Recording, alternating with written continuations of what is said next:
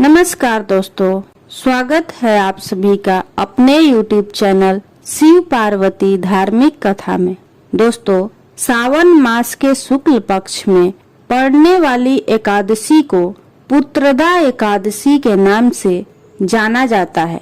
पुत्रदा एकादशी का विशिष्ट महत्व है।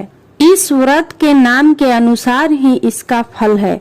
यह व्रत बहुत ही शुभ फलदायक होता है, इसलिए संतान प्राप्ति के इच्छुक भक्तों को यह व्रत अवश्य रखना चाहिए, जिससे कि उन्हें मनोवांछित फल की प्राप्ति हो सके। तो आइए सुनते हैं श्रावण पुत्रदा एकादशी की व्रत कथा। एक बार धर्मराज युधिष्ठिर ने भगवान श्री कृष्ण से श्रावण मास के शुक्ल पक्ष की एकादशी के महत्व और उसकी कथा के बारे में बताने का निवेदन किया। तब भगवान श्री कृष्ण ने कहा कि सावन के शुक्ल पक्ष की एकादशी श्रावण पुत्रदा एकादशी के नाम से प्रसिद्ध है। आपको श्रावण पुत्रदा एकादशी व्रत की कथा के बारे में बताता हूँ। इसकी कथा इस प्रकार है। इस कथा को सुनने मात्र से ही अनंत यज्ञ का फल मिलता है। द्वापर युग के आरंभ में महिष्मती नाम की एक नगरी थी, जिसमें महिजीत नाम का राजा राज्य करता था। लेकिन पुत्रहीन होने के कारण राजा को राज्य सुखदायक नहीं लगता था।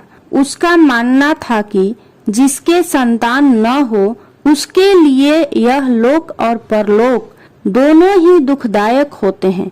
पुत्र सुख की प्राप्ति के लिए राजा ने अनेक उपाय किए, परंतु राजा को पुत्र की प्राप्ति नहीं हुई। वृद्धावस्था आती देखकर राजा ने प्रजा के प्रतिनिधियों को बुलाया और कहा, हे प्रजाजनों, मेरे खजाने में अन्याय से उपार्जन किया हुआ धन नहीं है।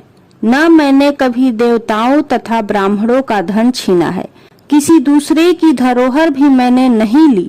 प्रजा को पुत्र के समान पालता रहा। मैं अपराधियों को पुत्र तथा बांधवों की तरह दंड देता रहा। कभी किसी से घृणा नहीं की, सबको समान माना है। सज्जनों की सदा पूजा करता हूँ। इस प्रकार धर्म युक्त राज्य करते हुए भी मेरे पुत्र नहीं है, सो मैं अत्यंत दुख पा रहा हूँ। इसका क्या कारण है? राजा महिजीत की इस बात को विचारने के लिए मंत्री तथा प्रजा के प्रतिनिधि वन को गए। वहाँ बड़े बड़े ऋषि मुनियों के दर्शन किए। राजा की उत्तम कामना की पूर्ति के लिए किसी श्रेष्ठ तपस्वी मुनि को ढूंढने लगे। एक आश्रम में उन्होंने एक अत्यंत वयोवृद्ध धर्म के ज्ञाता, बड़े तपस्वी, परमात्मा में मन लगाए हुए, निराहार, जितेंद्रिय, जितात्मा, जीत क्रोध, सनातन धर्म के गूढ़ तत्वों को जानने वाले, समस्त शास्त्रों के ज्ञाता महात्मा लोमस मुनि को देखा। सबने जाकर ऋषि को प्रणाम किया। उन लोगों को देखकर मुनि ने पूछा कि आप लोग किस कारण से आए हैं? निसंदेह मैं आप लोगों का हित करूंगा। मेरा जन्म केवल दूसरों के उपकार के लिए हुआ है, इसमें संदेह मत करो। लोमस ऋषि के ऐसे वचन सुनकर सब लोग बोले, हे महर्षि, आप हमारी बात जानने में ब्रह्मा से भी अधिक समर्थ हैं, अतः आप हमारे इस संदेह को दूर कीजिए। महिष्मती पुरी का धर्मात्मा राजा महिजीत प्रजा का पुत्र के समान पालन करता है, फिर भी वह पुत्रहीन होने के कारण दुखी है। उन लोगों ने आगे कहा कि हम लोग उसकी प्रजा हैं, अतः उसके दुख से हम भी दुखी हैं। आपके दर्शन से हमें पूर्ण विश्वास है कि हमारा यह संकट अवश्य दूर हो जाएगा, क्योंकि महान पुरुषों के दर्शन मात्र से अनेक कष्ट दूर हो जाते हैं। अब आप कृपा करके राजा के पुत्र होने का उपाय बतलाएं। यह सुनकर ऋषि ने थोड़ी देर के लिए नेत्र बंद किए और राजा के पूर्व जन्म का वृतांत जानकर कहने लगे कि यह राजा पूर्व जन्म में एक निर्धन वैश्य था। निर्धन होने के कारण इसने कई बुरे कर्म किए। यह एक गांव से दूसरे गांव व्यापार करने जाया करता था। एक समय ज्येष्ठ माह के शुक्ल पक्ष की द्वादशी के दिन मध्याह्न के समय वह एक जलाशय पर जल पीने गया। वह 2 दिन से भूखा प्यासा था। उसी जलाशय पर एक प्यासी गर्भवती गाय जल पी रही थी। राजा ने उस प्यासी गाय को वहां से भगा दिया और स्वयं जल पीने लगा। इसीलिए राजा को यह दुख सहना पड़ा। एकादशी के दिन भूखा रहने से वह राजा हुआ और प्यासी गाय को जलाशय से भगाने के कारण पुत्र वियोग का दुख सहना पड़ रहा है।